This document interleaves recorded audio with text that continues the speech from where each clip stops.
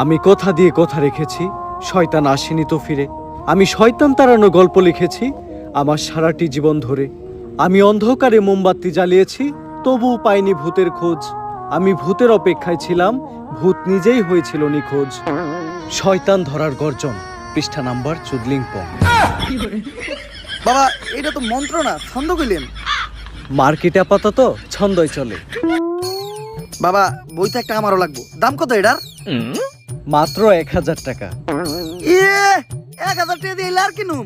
1000 টাকা হাতে নিয়ে ভূতের ডাক দিলে ভূত নিজেই চাল চলে আয় পড়বো। 1000 টাকা দিয়ে বইয়ের দাম, এই বইয়ের বিশেষত্ব কি? এই বইটা আমি আমার নিজ হাতে লিখেছি। দেহি আতেলে এত খারাপ।